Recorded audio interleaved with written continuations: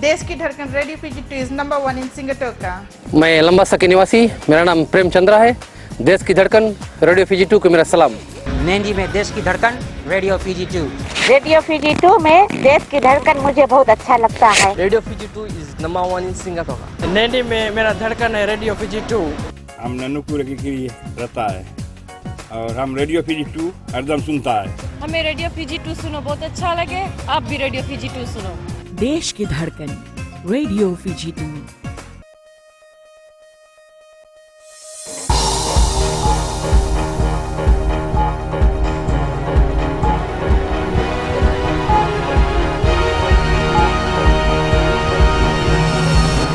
In this bulletin, a pine planting program on Vitilevu may be suspended if dry weather prevails. Lami residents oppose development plan at Waimbola. And no VAT to be charged on prescribed medication.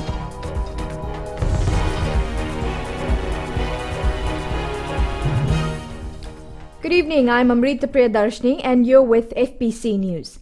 Planting of pine trees has been affected by the dry spell that has hit the country over the past few months. The Fiji pine industry says this is one of the biggest challenges they've faced since the beginning of the year. Akusita Tale has more. There has been no heavy rain in the Western Division in the past 3 to 4 weeks, and this has seriously affected the pine planting program. 3 years ago, we embarked on a very heavy planting objective targets, and it appears that if the weather does not change, our planting targets will not be met this year. We cannot plant and at the same time let the plants die. I mean, it doesn't serve any purpose. So that's the greatest challenge this year for us. If the dry weather continues for the next 2 to 3 weeks, Fiji Pine will have to shut down its planting program on Vitilevu. Bua Vanualevu will carry on with our planting efforts because the dry spell over there is not as severe as it is in the west. We do have intermittent rain over there, so the planting efforts in Bua will continue. The shutdown will affect the employment of subcontractors of the forest-based companies. We contract out the planting works to our landowners from different forest-based companies, around our forest areas, the 6 forest-based companies, and then they subcontract the works out to other employees, not necessarily landowners. Some of them come from Tailevu, from other parts of Fiji. However, in terms of productivity, dry weather is also good for production of wood chips and timber. Fiji Pine says it's inversely related. Once production is likely to go up, planting efforts will go down. Akusita Tale, FBC News. An earthquake measuring 6.5 on the Richter scale struck Tonga last night, shaking houses and prompting the national radio station to advise people on the coast to move inland. Tonga Broadcasting Corporation General Manager Nanisa Fifita says the tremor knocked goods off shelves. The earthquake was located 10 kilometers deep and 71 kilometers northeast of Nuku'alofa. The Matangi Tonga reports houses shook violently and people could be heard shouting warnings to each other. There are no preliminary reports of damage or injuries. Residents of parts of Lami have presented their letters of objection to the Lami Town Council against development plans for a site near their homes. A public notice appeared in one of the local newspapers stating the amendment to the zoning scheme from residential to commercial see heavy industry and car park.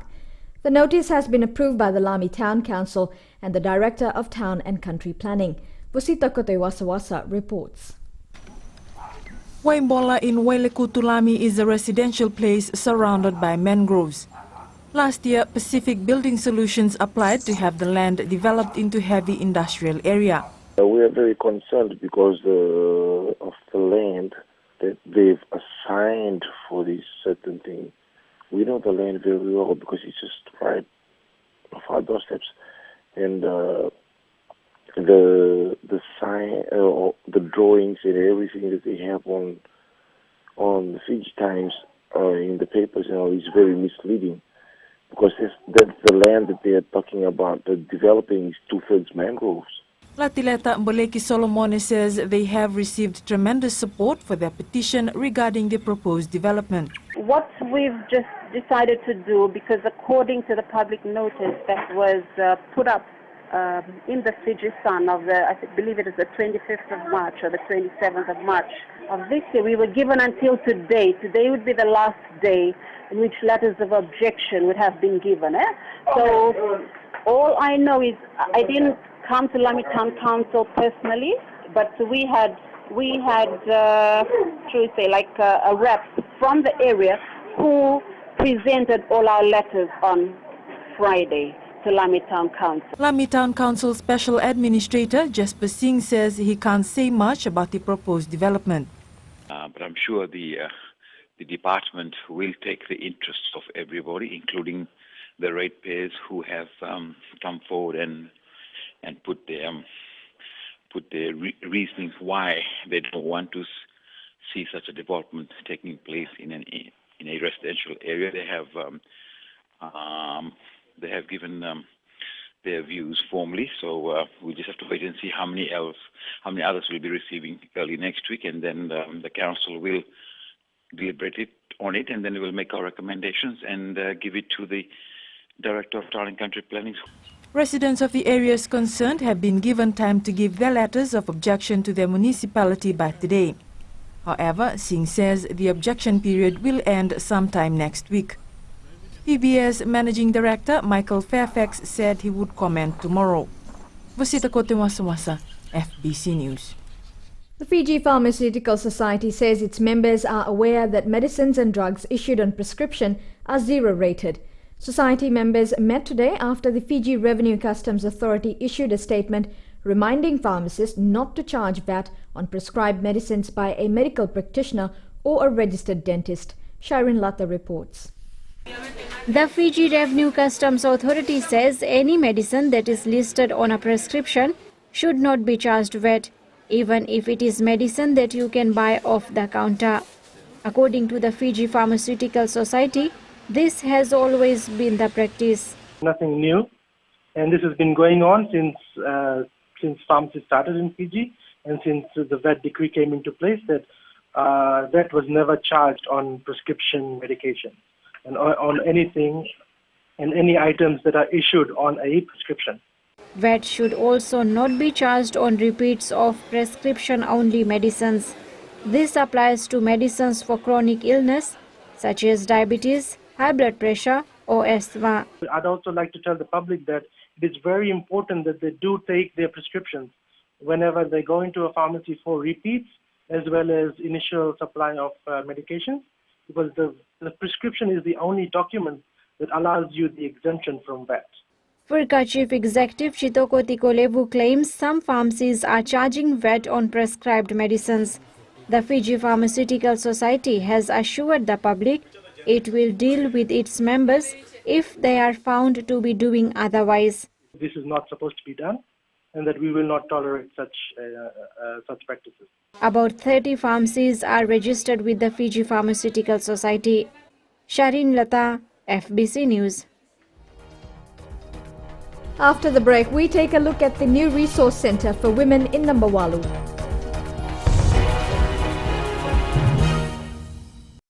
Mbula FM rek tale taki Gonga elambasa Mbula FM namba do na serre Ndu tale tak na borong na Mbula FM namba do na serre su Au batu tu garaki au rebati kun istima au ndu tale tak na borong na Mbula Bola bina Fiji Mbula FM namba do singa toka Bola bina era roga Mbula FM namba do tikoga Mbula FM namba 2 na serre.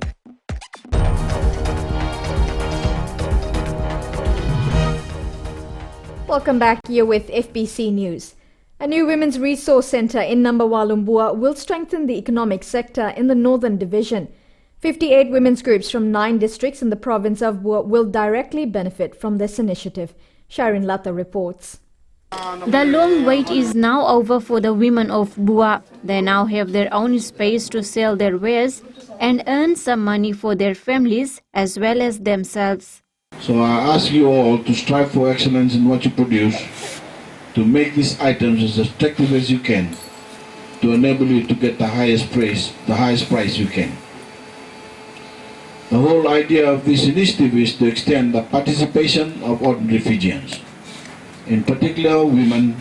With the opening came the promise of the government looking for outside markets to help the women sell their carefully created handicraft and their own line of fashion wear. I believe it's one of the most important things the government has done, to not just preach the need for more to be done for women, but to do something practical about it. To deliver an initiative across the nation that has made a real difference to the lives of our women. The government spent about $31,000 to construct and furnish the new Women's Resource Center in Nambawalu. Sharin Lata, FBC News. The Labour Ministry is expected to request for more funds to meet the rising claims for injuries and deaths at work sites. According to the ministry, an average of 15 cases are reported to the office on a daily basis. For compensation-related cases, if a worker is on sick leave for 3 or more days, then there is a requirement for the employer to report those injuries. It's always good to report first to your immediate supervisors for their information. Out of the $1.5 million allocated by government for workmen's compensation for the years 2011 to 2013, more than $600,000 have been paid out to victims up till March 2014. Illegal taxi operations in Nandi remain a challenge for the Nandi Taxi Association. The issue was raised yet again at the annual general meeting of the association. Akusita Tale reports. Nandi taxi operators want authorities to look into the issuing of taxi permits and extended hours of operation in allocated taxi bases. With more people after normal business hours, the association believes it is time to relook at legislation to cater for the needs of the travelling public. We cannot be operating apart from the bases is given to us. That is the main issue, and we are discussing with Town Council if they can allow the members from the other base within the Town Council area to operate freely from 6 o'clock in the evening to 6 a.m. in the morning. And likewise in the Namaka area. The Namaka operators from all the Namaka area to be allowed to move from their bases after 6 p.m. High on the agenda is another issue concerning taxi operators. They are allowed to drop passengers at Denarau but are restricted from picking up anyone. We just go and drop the passengers on our way back. The people waiting on the road that need our service to come back on the mainland as soon as possible. So this is one problem that it already been highlighted to the relevant authorities, that is LTA, and I hope they will look into this matter very seriously. Hafiz says this is not fair for both the taxi operators and the public who need public transport. It is very unfair for our members and at the same time for the people who need the service. So it's another thing they should realize. When we don't provide service, the same people, public, they can write letters to against us, to LTA. And the LTA will come to us by them provided the service when it was required. So we get punished from both sides. We lose our revenue, we can't provide service. At the same time, we are booked by the LTA for not providing service. The association adds another concern is the illegal services provided by private cars, private vans and rural taxis. They don't have the proper authorization to provide public transport. Akusita Tale, FBC News. Roman Catholics from around the world are flocking to St. Peter's Square in Rome, where Pope Francis will make history. He makes 2 Pope saints in a single ceremony, John Paul II and John XXIII, the man who convened the Second Vatican Council in 1959. Mika Longo reports the event is not going unnoticed in Fiji. An exhibition is open to the public to commemorate this important event for all Roman Catholics. Pope John Paul is really, really special to Fiji, and it's a wonderful time to join the Universal Church and celebrate this really wonderful moment of 2 people whose lives touch our lives, of their decisions and their leadership. The exhibition was launched at the crypt at the Sacred Heart Cathedral in Suva last night. Widely known as the Pope of the Divine Mercy, Pope John Paul is the only saint to have set foot in Fiji following an official visit in 1986. He wanted to meet as many people as he could. He knew that to meet the Pope was a big deal for for Catholics. I was able to shake his hand and say hello to him and wish him all the best while he was here. My own experience of him, I had Mass 5 times with him in his private chapel. Pope John the 23rd was Pope from 1958 to 1963 at 77 years old. He convened the Second Vatican Council, which opened the doors and ushered strong winds of change in the Church. He was known as the Pope Good Shepherd to all. It's one of the spiritual classics of today. Pope Francis will preside over a 2-hour ceremony that is expected to attract more than 50 heads of state and more than 1 million faithful to the Church's hub, the tomb of the Apostle Peter, the first Pope. Mikalonga, FBC News. In sports, Vodafone Fiji Mbati need a win to qualify for Four Nations spot. And 13-year-old wins gold for his late grandfather.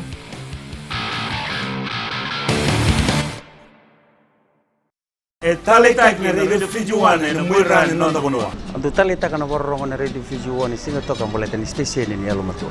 Ando talita ka bole una borro na radio Fiji One station ni alumatu elo toka. Ando talita ka bole una borro na radio Fiji One Nandi na station ni alumatu. Au tungo korbo ando borro mo leve na station ni alumatu na radio Fiji One. Ando borro na radio Fiji One na station ni alumatu na mandoi tele. Na radio Fiji One nando mo ibiti na bonga ni BNN.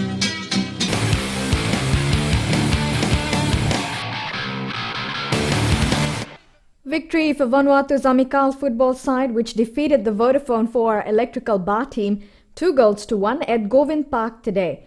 Blunders from Bar handed the visitors an away goal advantage, which means the men in black will have to win their second OFC Champions League semi-final by 2 clear goals in Vanuatu next week. Bar's Avinesh Swami scored first to lead 1-0 at half-time. But a lapse in concentration saw Fred Dominique and Tangis Kanzi score a minute apart from one another to secure the first leg win. Meanwhile, yesterday's first OFC Champions League semi-final saw Auckland City get one up on AS Pire. Unlike Amikal against Bar today, the Kiwis' lone goal was scored at home. Auckland City will now try to cause an upset in Tahiti next week.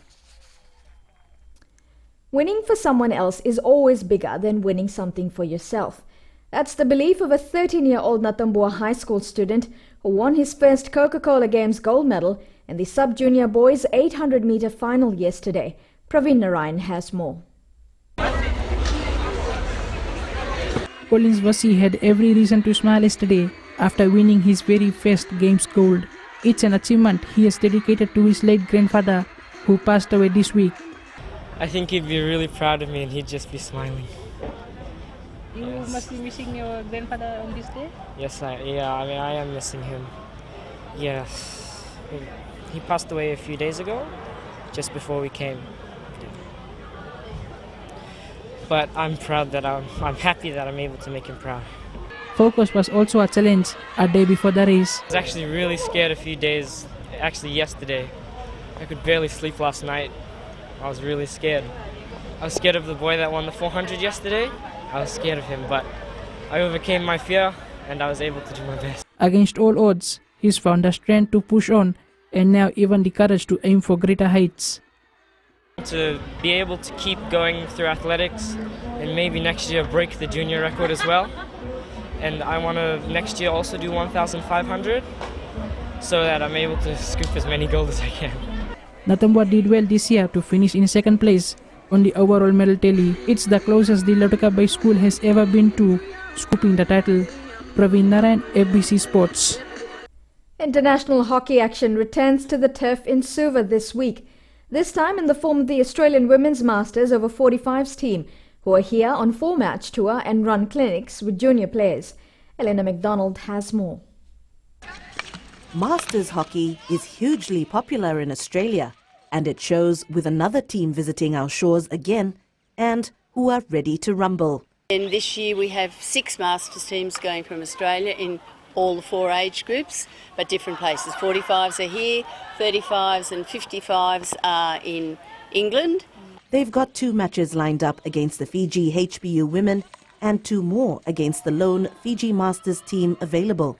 And there's no reason at all why they shouldn't be putting back on those skirts and coming back out here, because they had wonderful skills at the time. Apart from games, this outfit will also hold clinics for junior local players on Wednesday, a partnership with Fiji Hockey they hope to build on in the future. In the meantime, their first game is tomorrow at 6 p.m. at the National Hockey Centre. I think most of their knees are gone as well. They just tape themselves up, and it's just the love of the game. They just really love to get out and play, and that's what keeps them going. Right through, we have ladies at home who are playing and they're 65. One woman stands out in this side, and she's retired Olympic Games umpire Julie Ashton Lucy. It's my second time to Fiji, but first time with hockey. So I'm very excited to be able to move back into the playing role again. Obviously in the past I haven't been able to be involved in the Masters because of my commitment to my umpiring, and that's been my priority. So now I can actually get back and really enjoy the playing in the Masters and the involvement with the Fijian players as such here. No one's ever too old to stop doing what they love the most. These women are testament to that. Now we can only look forward to what they'll bring to the turf tomorrow night.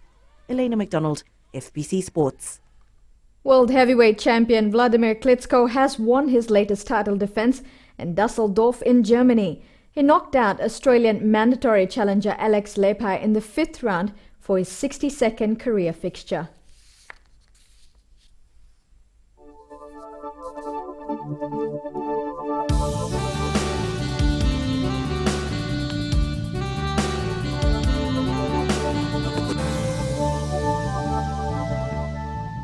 Occasional rain occurred over most places today except the west of Viti Levu, where cloudy conditions prevailed. A trough of low pressure just to the north of Fiji is expected to lie over the group later today. An associated cloud and rain affects the group. Suva was the coolest centre today at 27 degrees, while the other centres recorded 30 and 31 degrees. Expect occasional rain and a few thunderstorms. The Weather Office has also forecasted isolated heavy falls for tomorrow. Keep those umbrellas with you as more rain and thunderstorms are forecast for Tuesday. The main points again. Fiji pine industry may be forced to shut down its pine planting program on Viti Levu if there is no heavy rain in the next few weeks. Residents of parts of Lami have presented their letters of objection to the Lami Town Council against development plans for a site near their homes. And an earthquake measuring 6.5 on the Richter scale struck Tonga last night, shaking houses and knocking goods off shelves. On to this week's poll question. We ask, are you familiar with the elections voting process? Visit our FBC website to take part.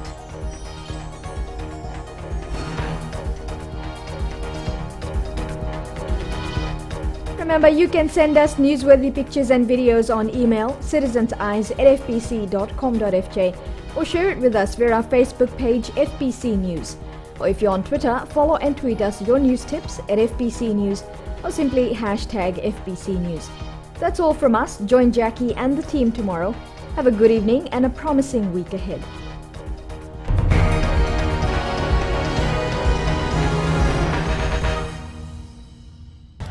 Today FM is #1 here in Singapore. We like Today FM in Lambasa. It's rock! My favorite station in Nandi is Today FM. Listening to Today FM. Today FM rocks in Suva.